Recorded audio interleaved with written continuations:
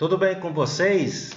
Dando sequência aqui, apreciação, análise individual de cada imposto da União, vamos analisar hoje então o IPI, Imposto sobre Produtos Industrializados. Me acompanhe aqui.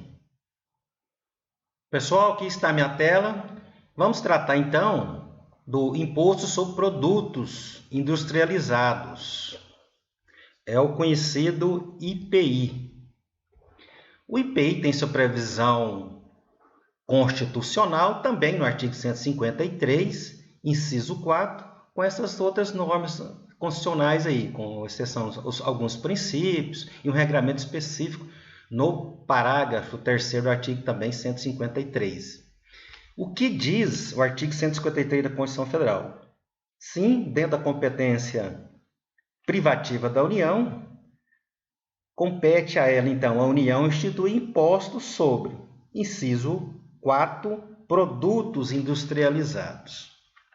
O Constituinte trata, aqui no parágrafo 3º desse mesmo artigo, do IPI, traçando algumas regras específicas e dando aqui também uma certa imunidade.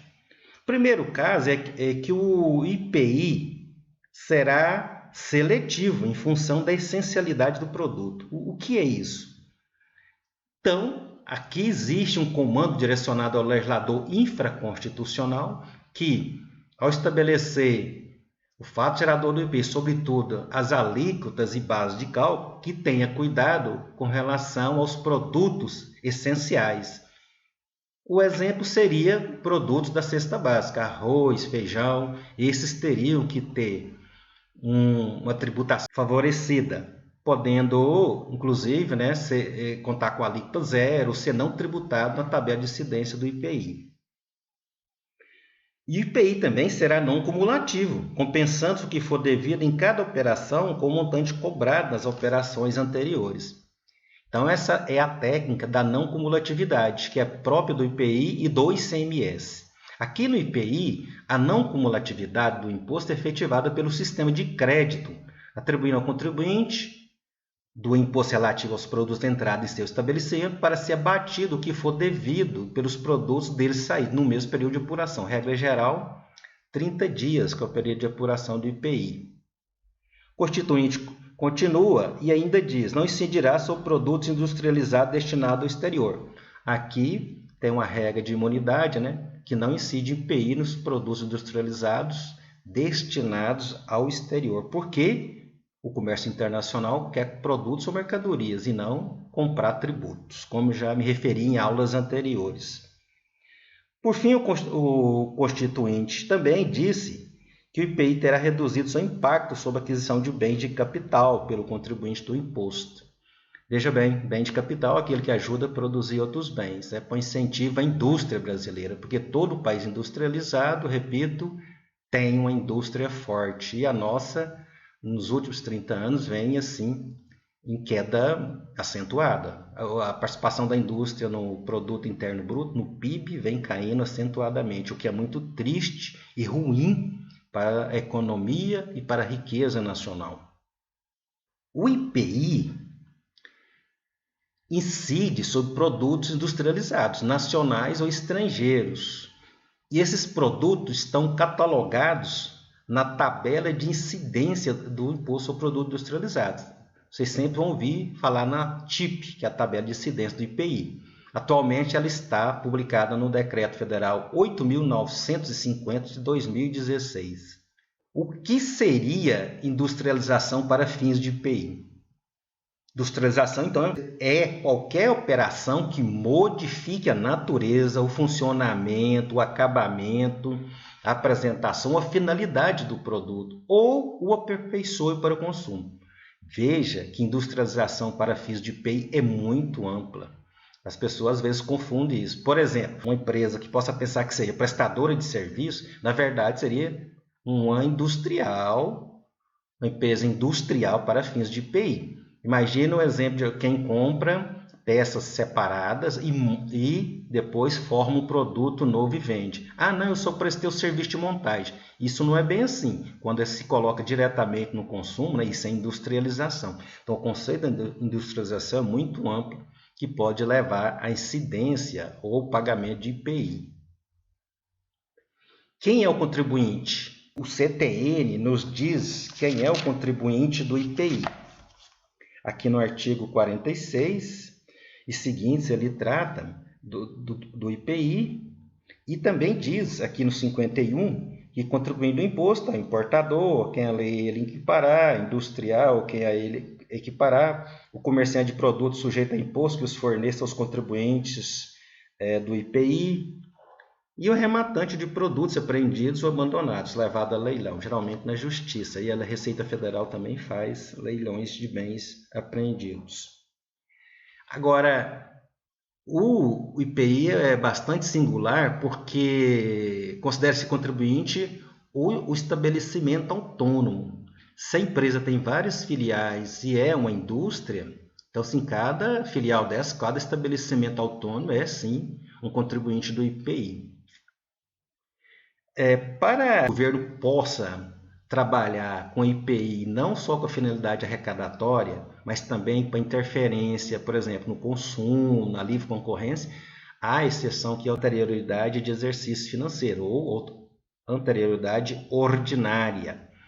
E também o princípio da legalidade, que vamos ver todos quando tratarmos das limitações constitucionais ao poder de tributar.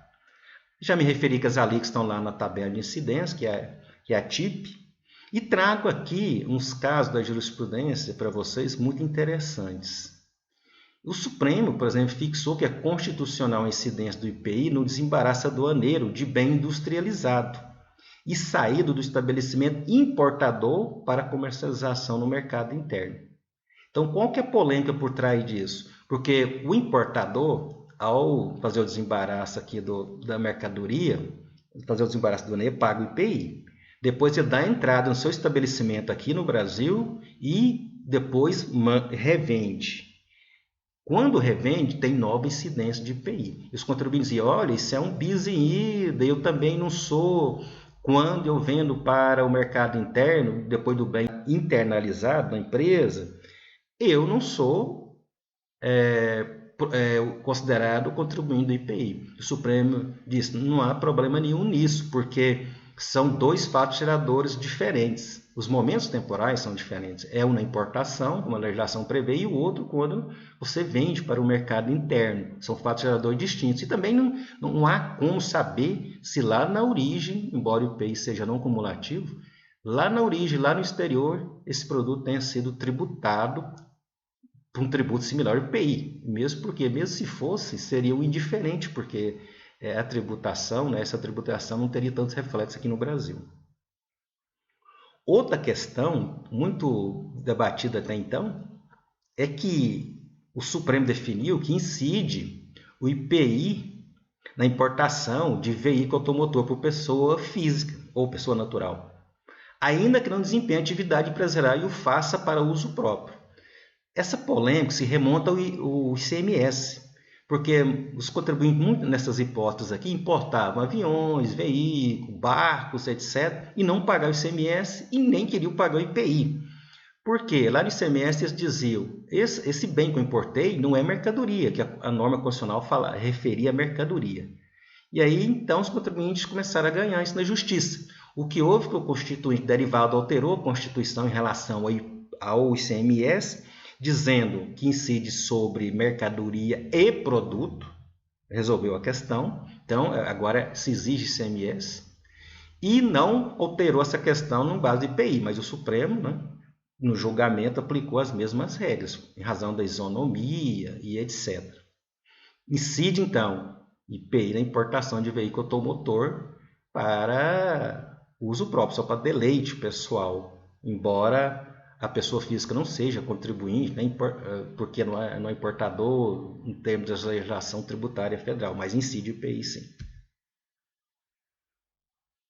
Tem outras questões aqui que eu vou mencionar para vocês, que é muito importante com relação ao IPI e o ICMS. Por quê? Existe uma regra aqui no Código Tributário Nacional que diz que a restituição de tributos que comportam, por sua natureza, transferência do respectivo encargo financeiro, somente será feita quem prove haver assumido o encargo financeiro, ou esteja autorizado por terceiro, né, que é o contribuinte de fato, a receber a restituição.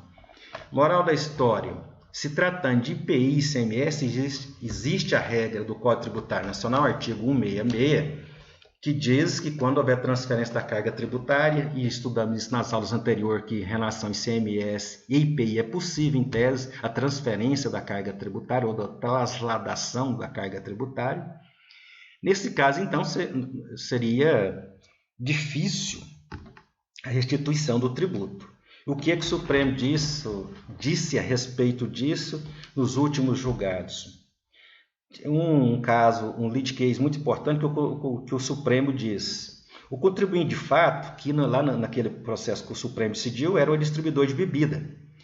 Não detém legitimidade ativa de causa para pleitear a restituição de indébito de IPI, incidentes sobre desconto incondicionais, recolhido pelo contribuinte de direito. Quem pagou o tributo? O contribuinte de direito. O contribuinte de fato é o que arca a carga tributária, o contribuinte de direito, aqui no caso, era fabricante de bebida. E o Supremo continua para dizer por que não tem legitimidade, por não integrar a relação jurídica tributária pertinente. Então, essa é uma questão que, quando os contribuintes forem pedir restituição de indébito de IPI e de ICMS, deve ter muito cuidado. Também, por fim, outro julgado interessante do STF foi fixada a tese de repercussão geral nos seguintes termos: há direito ao creditamento de IPI na entrada de insumos, matéria-prima, material de embalagem adquirido junto à Zona Franca de Manaus, sob o regime de isenção, considerada a previsão de incentivos regionais constante do artigo 43 da Constituição Federal, combinado com o 40 do ADCT, da mesma Constituição Federal. Qual a implicação disso? É que muitos contribuintes, grandes empresas no Brasil, inclusive empresas goianas, importam material ou insumos, matéria-prima, material de embalagem da Zona Franca de Manaus e querem aproveitar esse crédito IPI. Havia essa polêmica, o Fisco Federal não aceitava, o Supremo disse, sim, deve aceitar. Agora, quando é que se verifica isso? Somente quando houver compra junto à Zona Franca de Manaus, a empresa tem que estar lá na Zona Franca de Manaus, a empresa vendedora, compra de insumos, matéria-prima e material de embalagem exclusivamente. E sob o regime de isenção. Isenção é a dispensa legal do pagamento do tributo. Porque lá na TIP vocês vão encontrar muitos produtos com a escrita NT, que significa não tributado, porque o legislador retirou do campo de incidência do IPI este produto. E também a alíquota zero. Então, nesses casos, não tributado, a alíquota zero e em outros, os contribuintes não têm direito a usar esse crédito, esse creditamento de IPI junto a insumos, matéria-prima e material de embalagem adquirida da Zona Franca de Manaus. Isso dá um indébito considerável para os contribuintes que podem utilizá-lo como restituição e compensação. Pessoal, então é isso sobre IPI hoje. Peço que vocês se inscrevam no nosso canal, deixem seu like, compartilhem o vídeo com amigos, colegas, examinandos, concursandos, todos que eventualmente têm interesse por esse tipo de matéria. Até o próximo vídeo.